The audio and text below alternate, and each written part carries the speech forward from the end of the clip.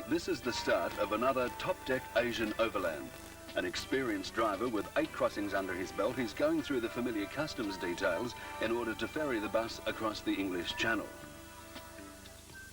The double-deckers leave over on transport ferries whilst the passengers travel down separately with the courier by train from London's Victoria Station. Top Deck use Bristol double-decker buses renowned for their mechanical reliability and professionally fitted out with bunks upstairs, hygienic cooking facilities, tape deck and PA systems. Before embarking on an overland, the engines are overhauled and all trips carry a comprehensive range of spare parts.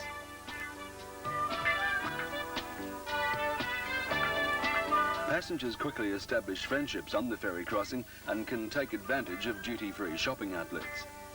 Your fellow travellers will all be in the 18 to 35-year-old bracket and will probably be a mixture of Australasian, American, Malaysian and European nationalities. Naturally, they will all have the spirit of adventure and be adaptable to the flexibility a trip like this offers. At Calais, you'll be shown over the bus by your courier and will be allocated a bed and a locker.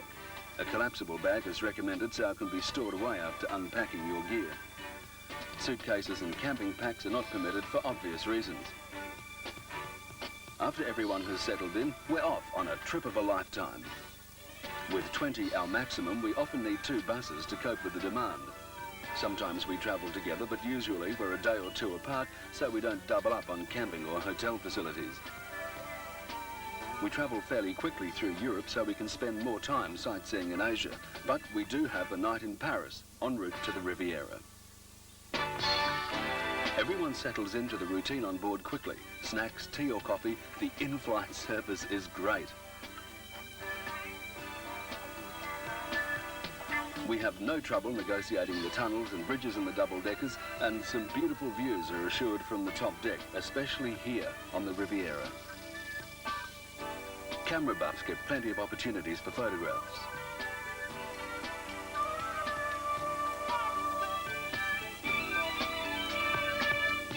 Monte Carlo now, and we make a special tour of the harbour and spend the evening at the casino.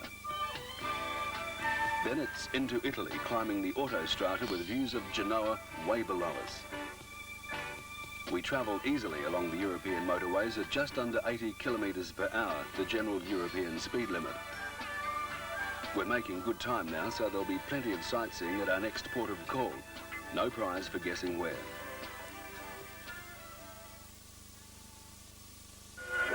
Yes, it's Venice. The enchanting city of islands and bridges gradually sinking with the passage of time. The canals and gondoliers, the very essence of Venice itself.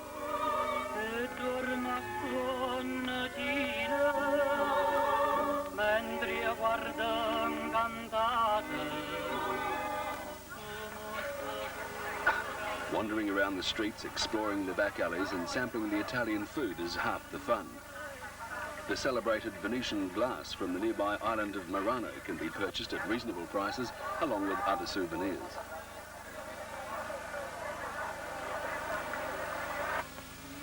The Rialto, Venice's most famous bridge, is just a short walk from St. Mark's Square and the Doge's Palace.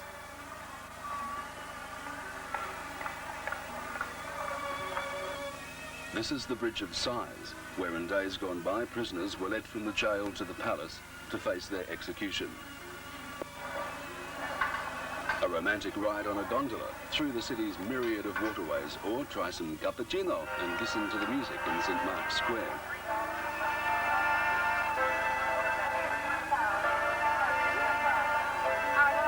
Anyway, it's back to the bus now and on with the trip, heading down through Yugoslavia and into Greece.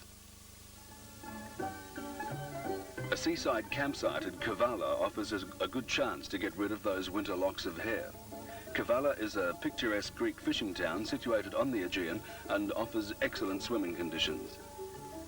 Most nights we stay in campgrounds or hotel grounds, but when the weather and scenery is right, there's nothing to stop us free camping on deserted beaches like this. We continue along the adventure trail, heading east towards the Turkish border and Istanbul. We're arriving in Istanbul tonight, going straight to the campsite. There you'll be able to have a hot shower and a meal if you wish at the 24-hour cafe there.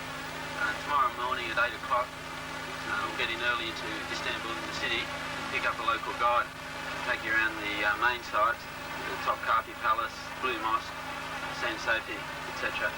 And go down to Post just on and check mail.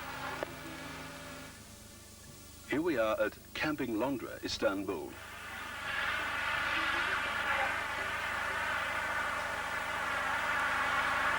After a refreshing hot shower, it's advisable to get your washing done, especially when you're camped in a city for a few days. Facilities along the more remote sections to come aren't the best. It's then you'll appreciate your travelling hotel.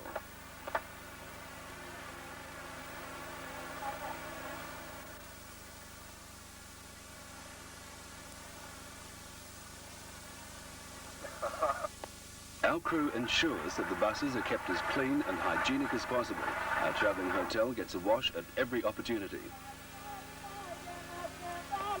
Beside Sultan Ahmet Square, Istanbul's Blue Mosque stands as an imposing sentinel to the country's major religion, Islam.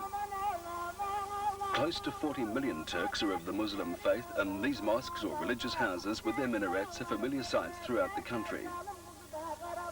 The mosque was built at the beginning of the 17th century and is the only mosque in the world with 6 minarets. All others have 4. It gets its name, the Blue Mosque, from the 21,000 pieces of blue tiles with which the walls are covered. Visitors and worshippers alike are required to remove any footwear upon entry. Bare shoulders and shorts are definitely...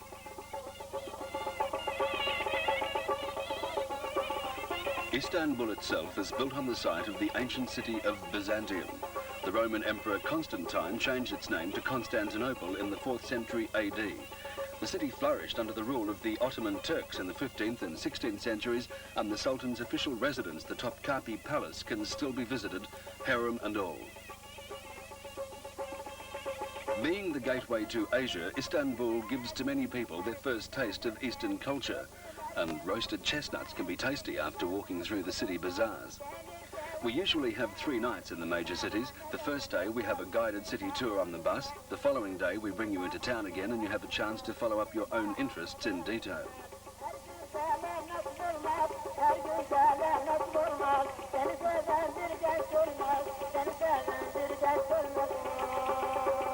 This stretch of water, the Bosphorus, is actually the dividing line between Europe and Asia, with the impressive Bosphorus suspension bridge providing the connection.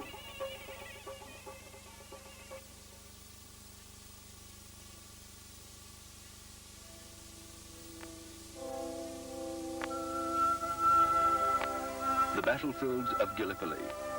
This is the memorial at Lone Pine where many of the gallant Anzacs fell during this historic campaign. At sunrise on the 25th of April 1915, here at Anzac Cove, the Australian and New Zealand forces stormed the beaches.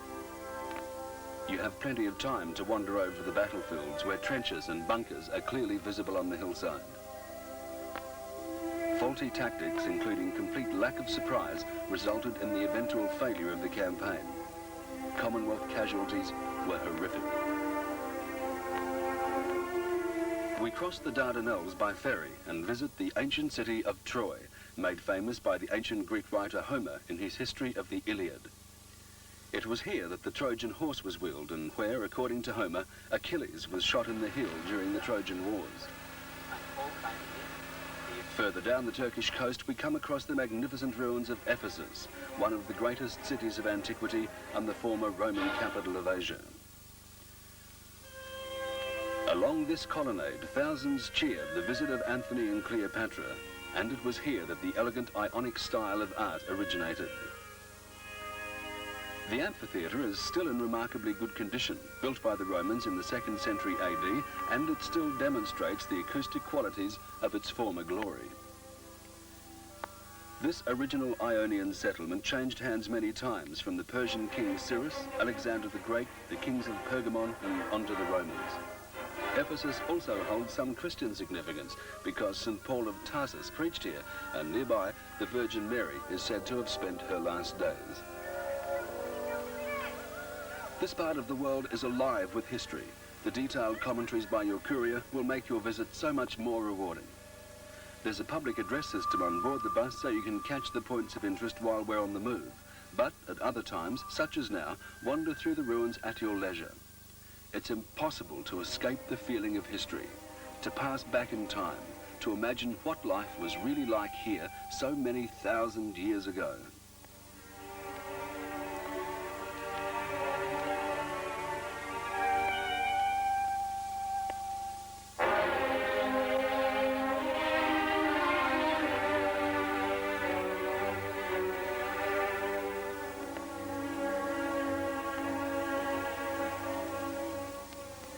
Looks like snow, doesn't it?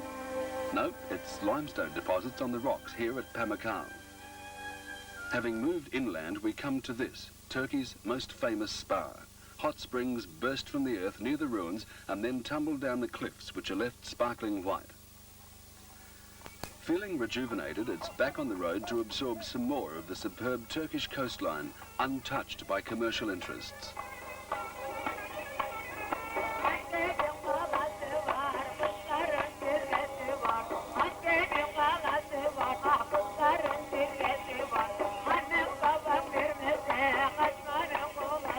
Right beside the road, unguarded and almost completely intact, are Crusader castles dating from the Middle Ages.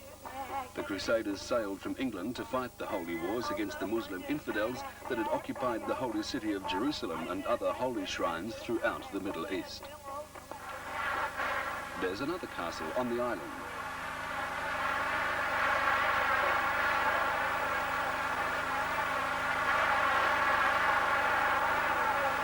Lunch is the best time of day for those who slept in and didn't have breakfast. Stopping at the local villages, we bought some cold meat, salad, fruit and fresh bread. Beautiful, all out of the food kitty, of course. The drivers have other things on their minds though. They're all experienced mechanics and keep the remarkably reliable Bristols in top condition. Just checking that the tyres are in good condition here.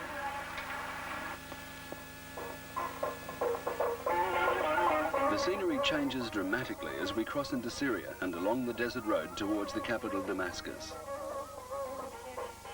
The Arab sector of our trip is just beginning. The history of Damascus extends back 5,000 years, one of the oldest continually inhabited cities on Earth. The population has swelled here dramatically since the 1967 wars with Israel.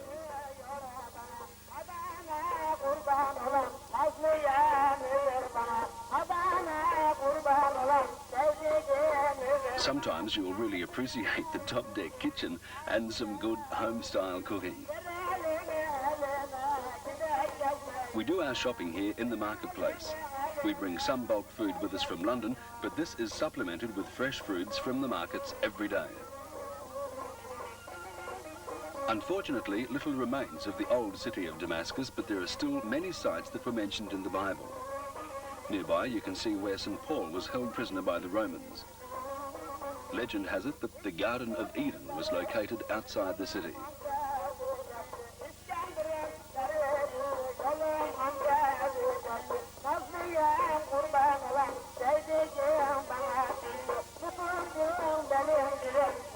The covered bazaar in Damascus is a veritable shopper's paradise, and it gives you a good chance to purchase a whole range of goods like materials, jewellery and copperware at reasonable prices. Be prepared to hassle with some of the shopkeepers though.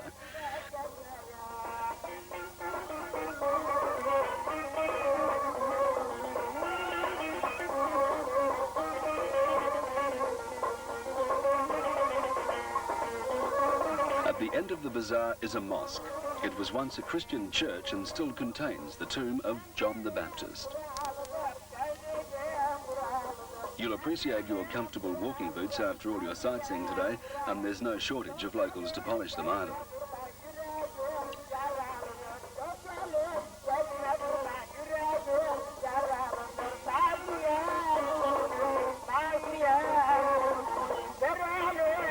Travelling south into Jordan, our first place of interest is the ruins of Jerash. It's probably the best preserved Greco-Roman provincial city in the world. See the columns buried by hundreds of feet of desert sand. These, together with forums and theatres, were buried for centuries under the desert. Archaeologists only found the city in the early 1920s. Restoration work and diggings still continue to this day.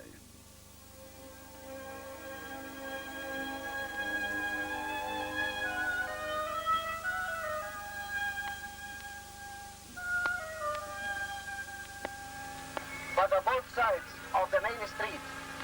They were contained at one time about 520 Ionic and Corinthian columns. Over here, Local guides can be arranged by the courier to give more in-depth information at historical sites. but when you look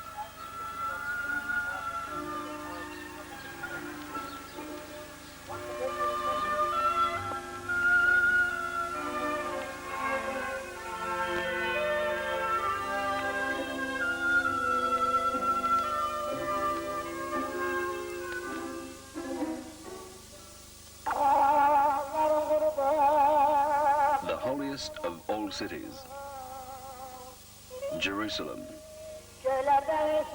Looking down on the ancient walled city from the Mount of Olives. A city revered by millions of Christians, Arabs and Jews alike. The Golden Dome is the dome of the Rock Mosque. With its elaborate symmetrical designs of coloured tiles, it makes an awe-inspiring sight. After Mecca, it is the holiest place on earth for the Muslims. It was from this site that Muhammad the Prophet ascended into heaven on his white steed. The Western or Wailing Wall is held close to the hearts of all Jewish people. It's fascinating to see them praying against the wall, rocking back and forwards with religious fervour and reading from the Torah, their holy book. This wall is the only remaining part of the ancient temple of King Solomon. It's incredible to think that this temple was 1,000 years old when Jesus walked these very streets. This is the old city of Jerusalem. The Jews and Arabs appear to live and work here in apparent peace. It's easy to forget that so many wars have been fought over the city and the problems caused by thousands of homeless Palestinians just across Israel's border ensures that Jerusalem's future is still not certain. We travel into Jerusalem on local transport and stay in hotels in the new city. We can't bring the buses any further than the border at the Jordan River. Top Deck is one of the very few companies that can take you into this part of the world, so deep into the Middle East in this off-the-beaten-track itinerary. The courier arranges all your visas en route.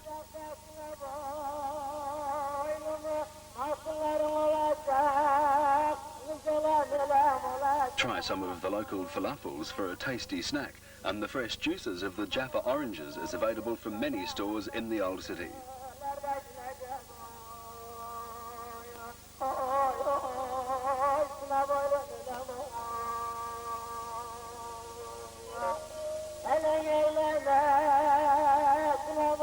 Returning to our double-decker, we visit the Dead Sea. Being 1,200 feet below sea level, it has some fascinating qualities. That is, it is so dense and salty that you float high in the water. I said float, not walk. Back on the bus and heading towards southern Jordan and the Gulf of Aqaba. It's on those long desert roads you'll really appreciate your travelling hotel. Stretch out and relax.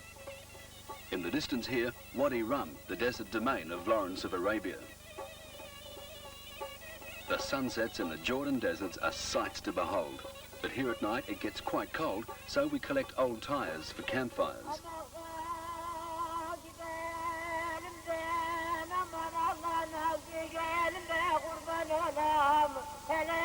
A welcome rendezvous with our other bus. A great night swapping stories about the trip so far. Oil flows freely in Arab countries and there's no talk of shortages or energy conservation in these areas. And this chap here bears no resemblance to your local garage attendant either.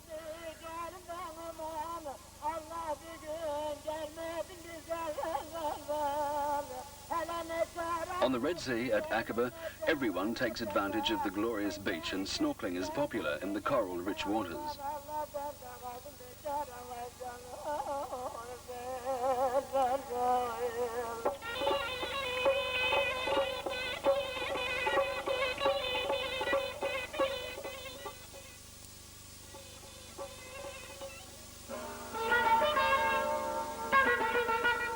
A visit to the hidden city of Petra, the rose-red city, half as old as time, remains one of the most unforgettable experiences of the Overland.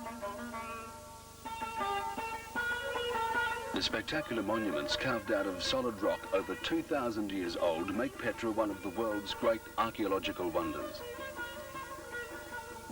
The site is believed to have been inhabited as long as 12,000 years ago, but the city of Petra was built by the Nabateans around 300 BC. Temples, palaces, tombs and theatres are everywhere, hewn out of the mountainside. The Romans and Crusaders held control of the city at different stages, but it wasn't until early last century, when a young Swiss explorer rediscovered the lost city, that Petra was given back to the world.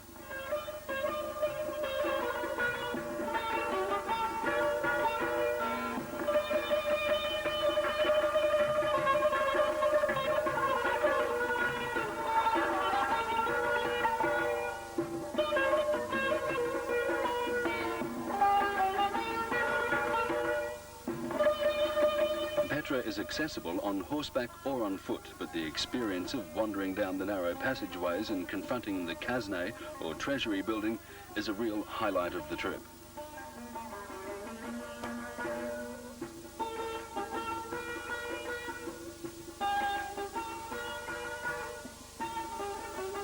Water resources in the area are naturally enough limited, and it's essential that everyone be aware of the need to conserve water at all times. The buses carry a 40-gallon water tank, and on overlands the water is sterilised or boiled before use, particularly for drinking purposes.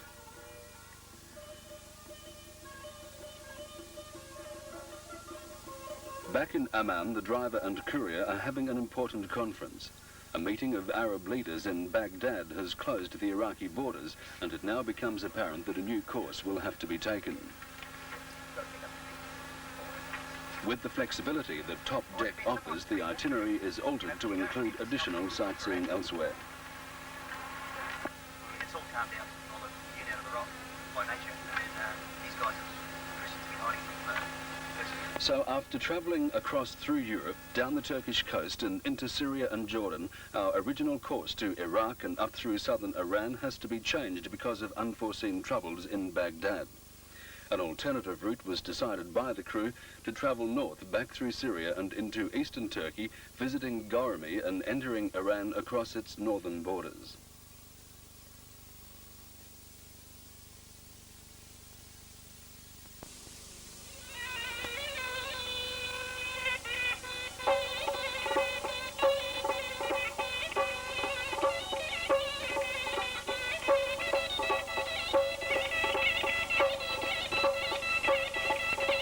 To save time, meals can be prepared on the run if necessary. Here, with distant horizons of sand and clay around us, the smells from the Top Deck kitchen become an anticipated invitation to enjoy a good, wholesome meal.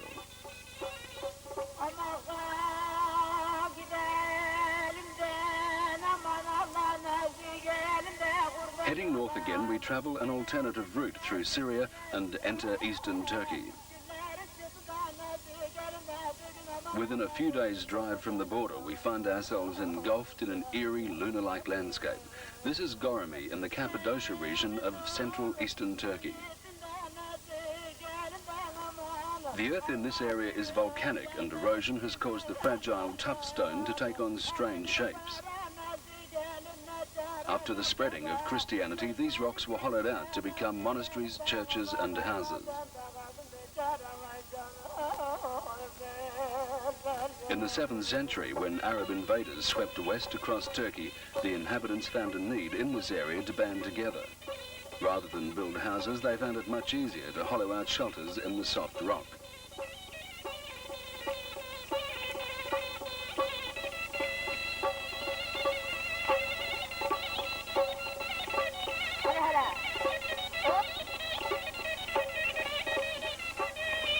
Exploring these old hideaways becomes an adventure all of its own and a lot of fun. Although some may have to try a little harder if they want to reach those higher inlets.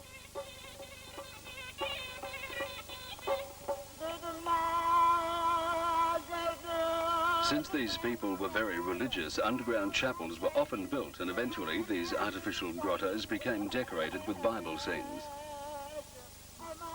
A number of underground cities still exist, which once housed large numbers of people. These were connected by a network of tunnels.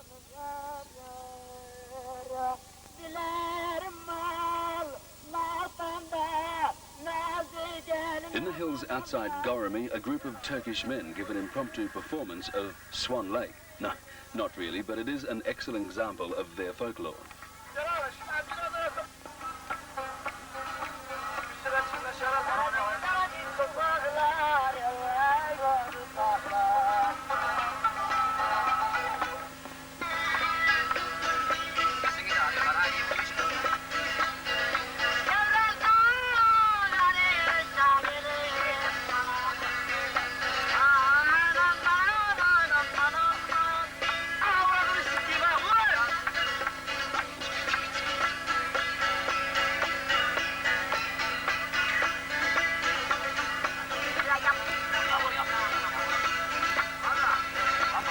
Most of the local people live simple existences by our standards, but they seem to get a lot of enjoyment out of singing and dancing, especially when the onlookers show some interest.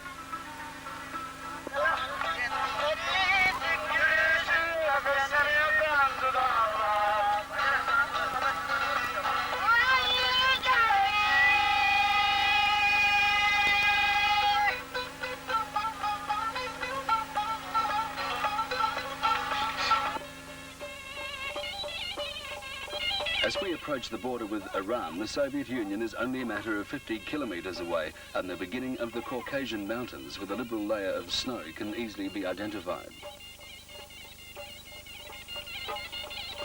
This is the Kurds district of Turkey, a rebellious tribe of Turks who reject the control of the Turkish government. In recent times, the Russians have exerted more influence in this area in an attempt to control these outlaws.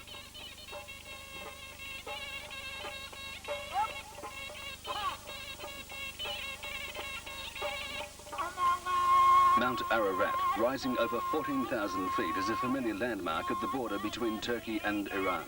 Ruins of Noah's Ark have been found on the side of the mountain.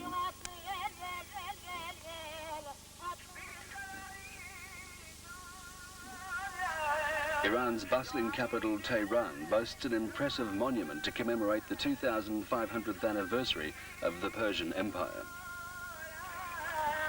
After the overthrow of the Shah in February 1979, the country became an Islamic republic based on the fundamental teachings of the Quran. The revolution installed the religious leader Ayatollah Khomeini as the most powerful force in the land, a man bent on reversing Iran's industrial climb into the 1980s. Crossing the mountains towards the Caspian, and snowballs are flying everywhere. The campsite at Mashhad was a good chance to get that letter off to the folks at home. It was getting very cold at night here. We were very grateful that we didn't have to pitch tents at night. The gas heaters on board kept us comfortable too.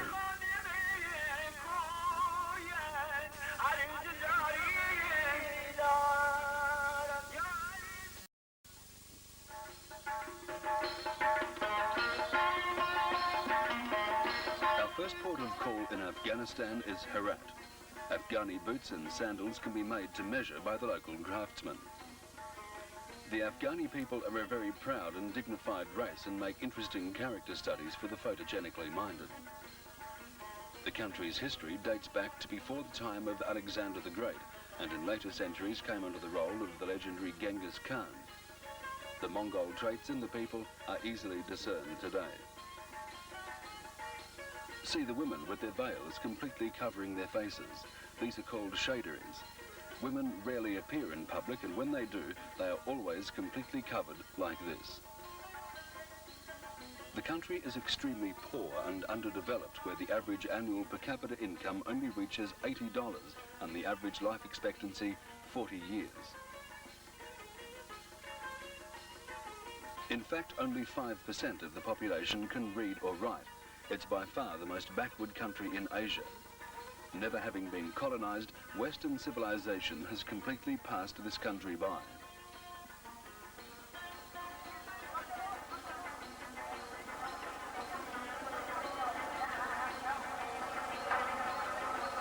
For the boys at home with their hotted-up cars, there's a lot they can learn here on how to decorate their pride and joy. The local form of transport is the tonga, with gaily decorated horses drawing them. Although they traditionally dress in whites and browns, the objects around them abound in colour. And this is your local dry cleaners. Oh, girls, keep your lacy negligees out of sight. Their specialties are limited.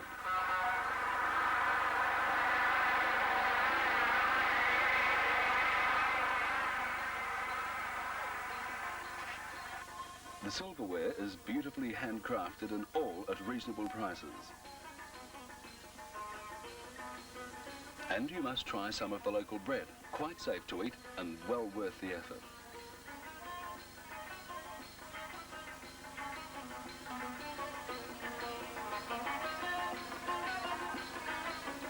You couldn't call these five-star restaurants, but they're very popular with the locals, and the kebabs are good snacks between meals.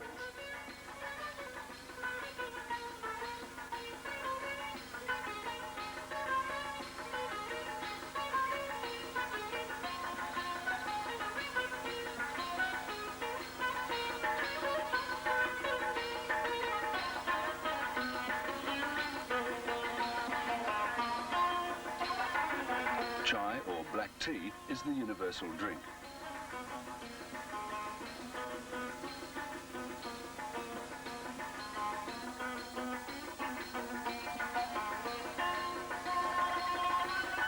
Just outside Kandahar, the ruins of a caravanserai remind the traveller of bygone days, when these square mud-walled sanctuaries were used as refuges for passing traders.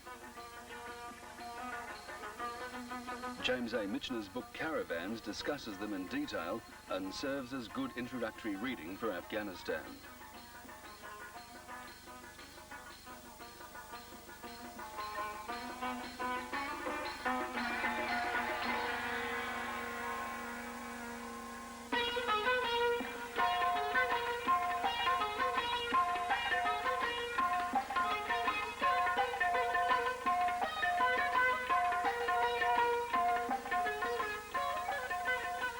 Located at an altitude of 6,000 feet, the capital, Kabul, is set at the base of the beautiful Hindu Kush Mountains.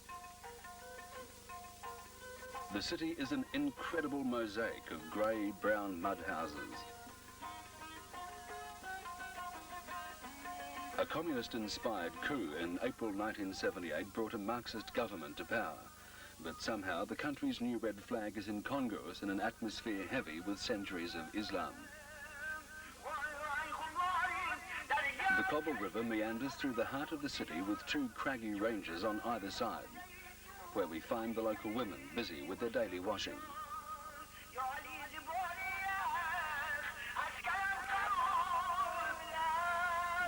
Hey, cut it out. Can't you see I'm trying to get my horns on television? Meh.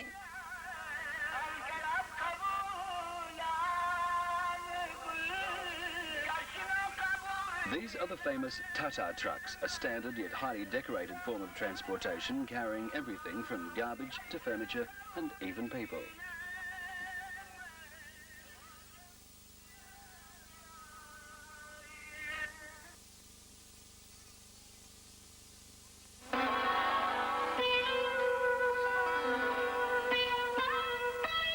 Just outside Kabul is Asia's oldest animal market.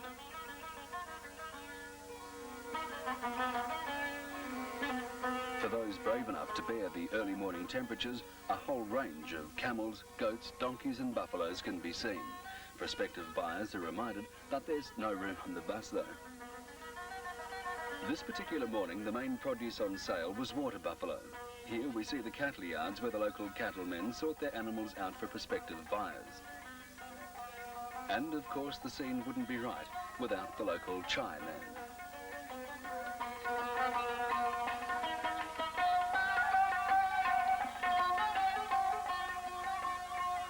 To many people, Afghanistan typifies the real overland. That is, being able to view people in their natural habitat. This market in Kabul offers a kaleidoscope of different colours, sounds and sights.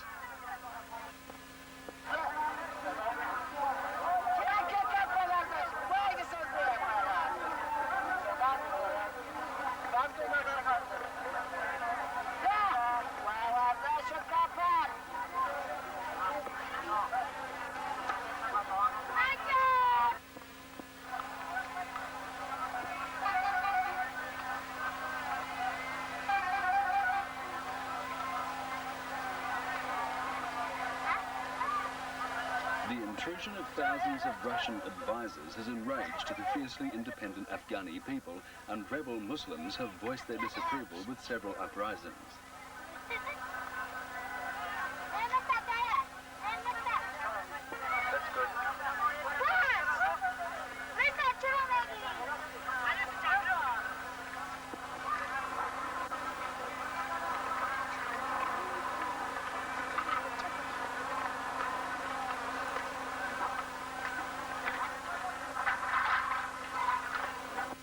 Afghani coats, jumpers, socks and belts can all be purchased from the traders, especially round Chicken Street.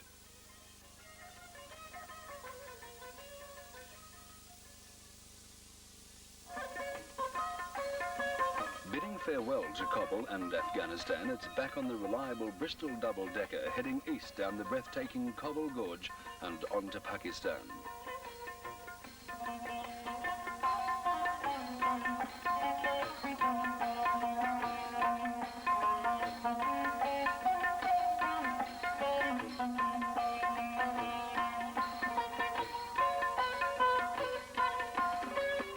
Entering Pakistan, we drive over history's most famous pass, the Khyber.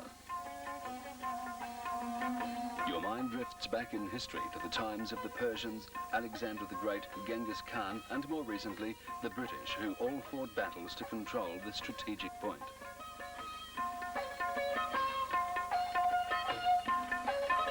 This rugged mountain area is inhabited by the equally inhospitable Pushtun tribesmen, and we are only allowed to cross the pass in daylight hours.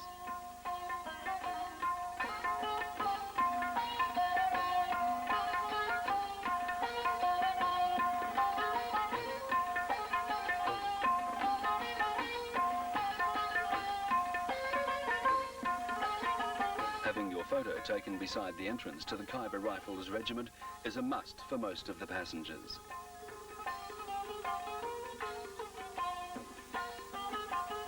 The Khyber Rifles Fort was built by the British last century during the Anglo-Afghan Wars and has since passed on to the Pakistanis.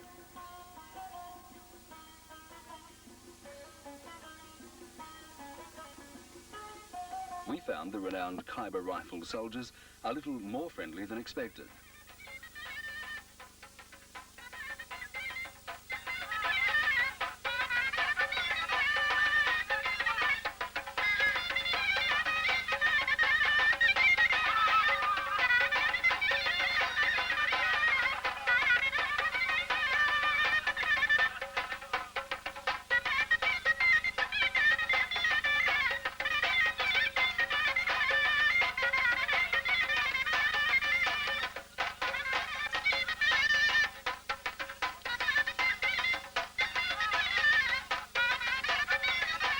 Was actually to celebrate a forthcoming marriage for one of the soldiers, and the dance imitates the wedding ceremony. This is the bride. Beautiful, isn't she? Soon we'll be continuing our journey across the plains of Pakistan and eventually into India, through Rawalpindi, Peshawar and Lahore, then to our first port of call in India. Amritsar is in the Punjab region of India and is the holy city of the Sikh religion. The magnificent golden temple is most sacred to the Sikhs and is a superb shrine of intricately carved marble and gold leaf, glittering in an expanse of water.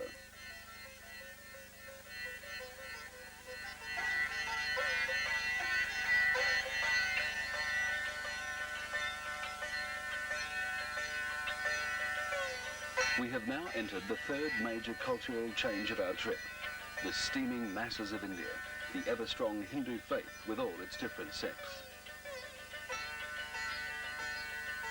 After Kabul, we travelled over the Khyber Pass and into Pakistan, through Rawalpindi and Lahore, and onto our first stop in India, Amritsar.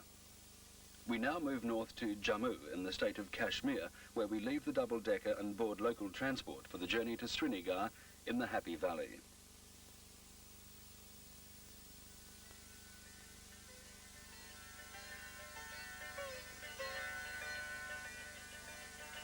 Kashmir is perhaps the most scenic spot in India.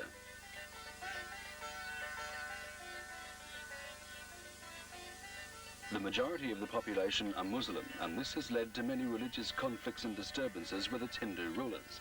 As a result, about 1/3 of India's army is stationed in Kashmir. Looking down on the beautiful Kashmir Valley is a memorable experience, with the matchbox-like villages in perfect harmony with the surroundings. The valley settles at an altitude of 5,000 feet. It's now autumn, but during the summer, green growth is abundant across the valley, reminiscent of some areas of England, which is probably why the British decided on this valley for their holiday retreat.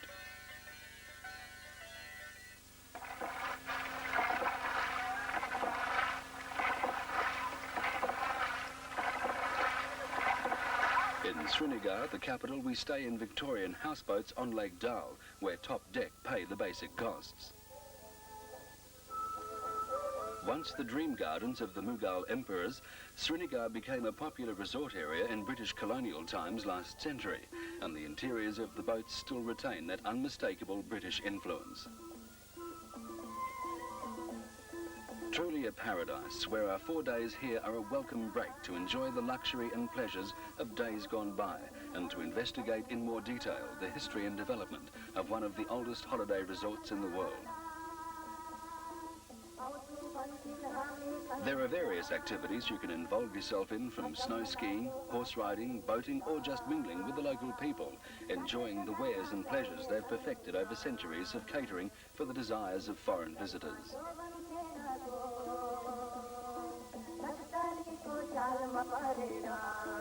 The hand-woven Kashmiri carpets are world famous, with wide selections available, while paper mache products and intricate wood carvings are other local industries. This craftsman has been working on this piece for nearly a year. Goods are ferried across the lake on these sharas or canoes, and traders come right up to your floating verandas to negotiate business. It's certainly a very relaxed and interesting lifestyle. Servants are even provided in the houseboats to look after your every whim and desire. An interesting concept, I must admit. At the snap of fingers, the shop comes to you, not you go to the shop.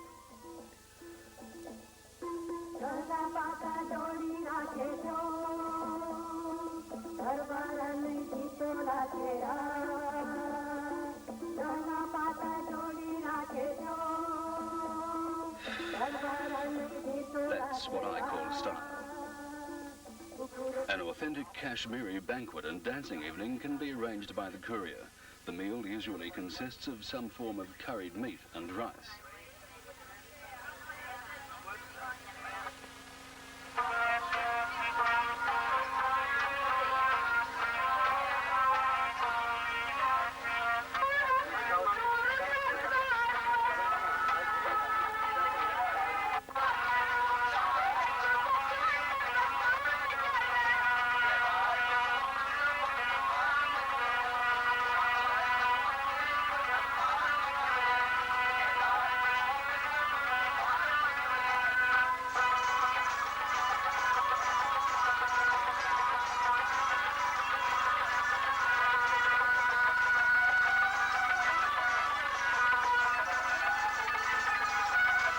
Same class as Barbra Streisand, but quite entertaining just the same. As our time in Srinagar comes to an end, we say goodbye to our house servant and commence the journey back to the bus. Truly one of the highlights of our trip, and one you shall never forget.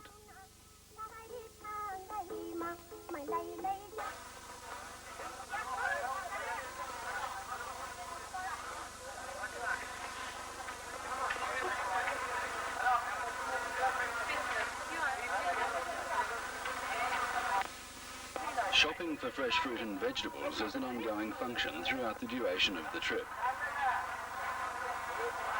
The cooks obtain food kitty money from the courier and usually buy enough food for 2 to 3 days at a time.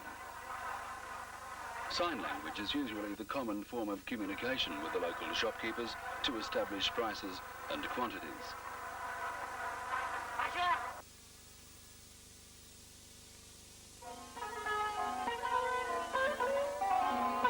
New Delhi, the capital of the largest democracy in the world.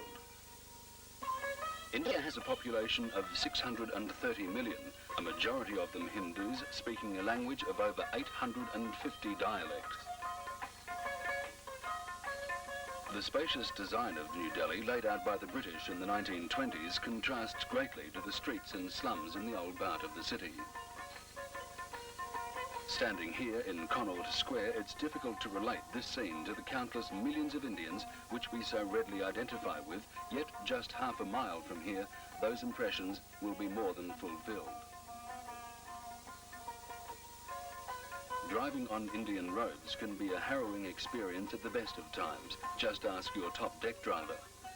Nevertheless, you'll have more than enough time to indulge and add yet another story to the countless millions already told by those who have passed through here in recent years. Another legacy of British colonial days is the gentleman's game of cricket. When they left the Indian subcontinent in 1947, the game stayed behind. The backdrop here is Delhi's famous Red Fort, built in 1639 from thick red sandstone and the former home of the Peacock Throne. At night you can see the sound and light show here, depicting the intriguing history of this fort. After a day's sightseeing, the campsite bar proves a popular meeting place where we gather and exchange stories and talk of things to come, or just relax and enjoy the local brews. Our campsite in Delhi lies on the border between Old and New Delhi and provides first-class facilities with hot showers, washrooms, restaurant and bars, a welcome chance to catch up on all those domestic chores that have got left behind.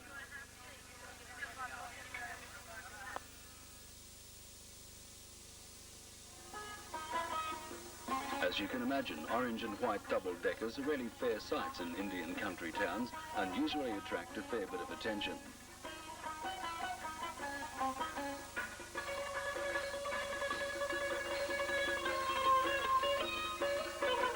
Moving on further south now towards Agra. Early morning starts overcome normal congestions on the roads, while during the day playing cards is another advantage of this self-contained style of travel.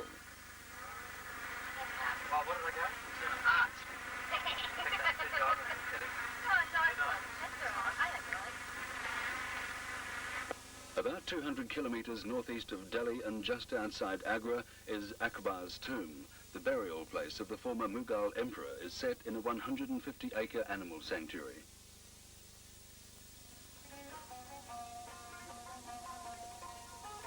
In the distance here we capture our first glimpse of India's famous Taj Mahal.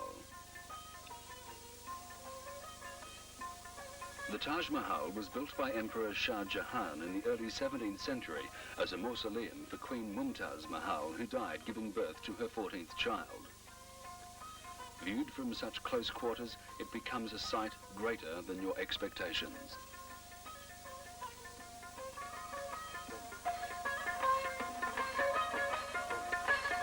Travelling towards Varanasi on the Ganges Plain is some of the most densely populated areas of the country. Roads are cluttered with all types of vehicles, from rickshaw, ox cart, donkeys and bicycles, and of course, masses of people.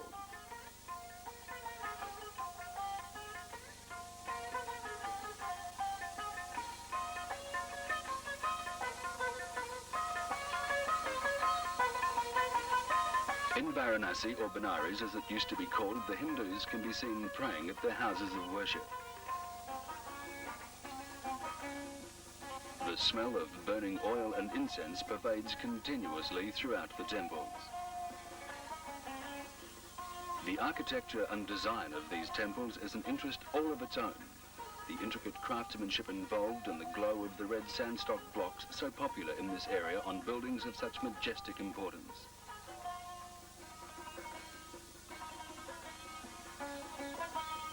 Life wasn't meant to be easy, but the sacred cows know that's not true. Most are in lot better condition than the people.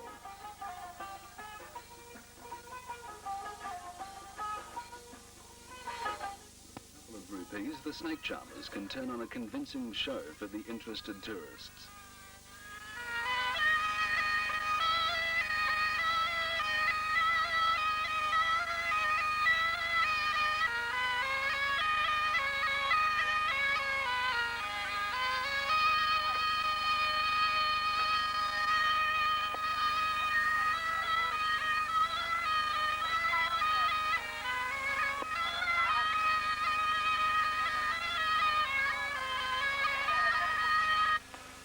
adventurous onlooker can become more actively involved in the proceedings, while a rather reluctant mongoose brought down the final curtain on the act.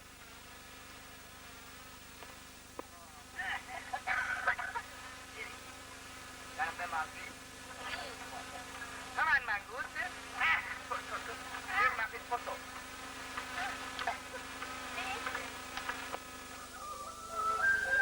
An early morning boat ride down the holy Ganges River is an unforgettable experience.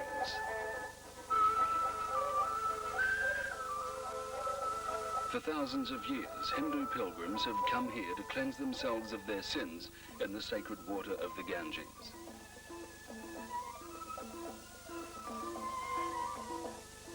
Every Hindu wishes to be cremated here, and the funeral pyres can be seen on the water's edge. The remains of the bodies are thrown in the river.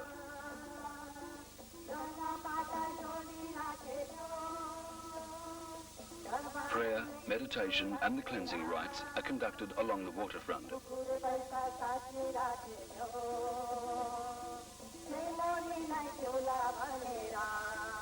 And of course the sacred cow, most fortunate of all Indian animals.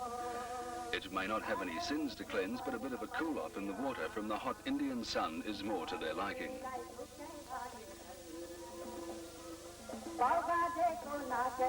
Crossing the long pontoon bridge, we now enter Khajuraho, the last of our major ports of call in India, before heading north into the Himalayas and the Nepalese border.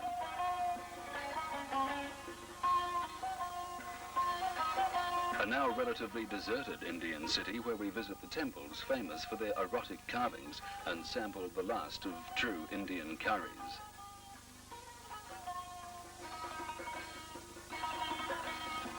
British colonial influence still stands strong in some parts of the city. We are now crossing into Nepal and our journey is drawing to an end. Passports are collected for the last time, so visa information can be checked by the Nepalese officials.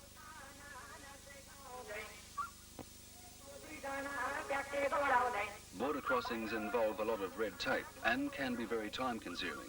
Passengers are expected to take this in the right spirit. Anyway, soon we're off on the road again.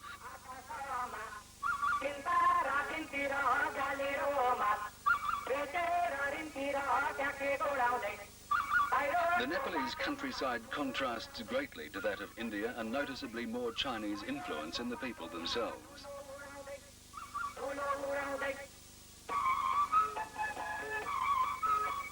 Approaching Pokhara, we decided safer to use the river crossing than this bridge, which wasn't really designed for heavy double-decker buses, and the powerful Bristol has no trouble in forging through the water, up and out the other side.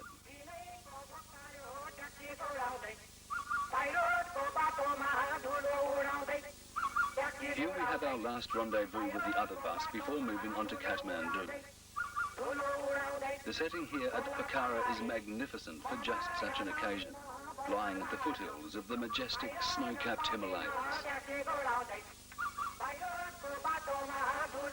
Lush green vegetation are familiar sights as we climb into the Kathmandu Valley with that ever-present white skyline in the background.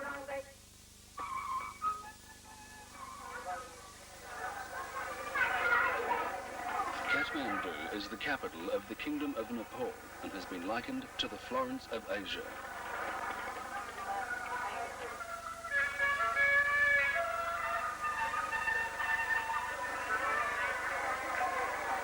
Durbar Square is the centre of downtown Kathmandu, beside the old royal palace and close to the cheap hotels and ethnic markets.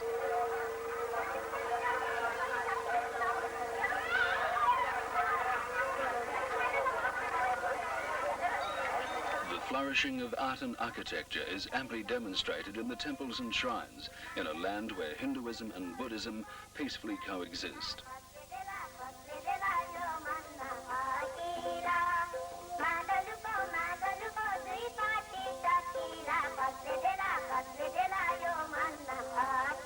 Buddhist temples are usually in the pagoda style with central stupas and countless prayer wheels. This is actually the monkey temple in Kathmandu. It is claimed by the Nepalese that Buddha was born in southern Nepal around 560 BC.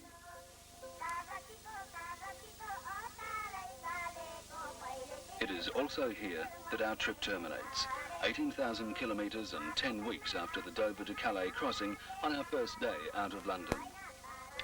So that's our Asian Overlander, an unforgettable experience through the world's most unforgettable countries. Our itinerary takes you to cities and famous sites as well as off the beaten track. The travelling hotel is the most comfortable and practical vehicle on what could otherwise be a long and arduous journey, and only on top deck will you travel with people of your own age and background.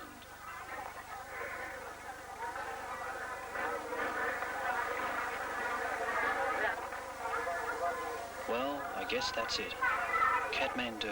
Oh, I won't forget this place.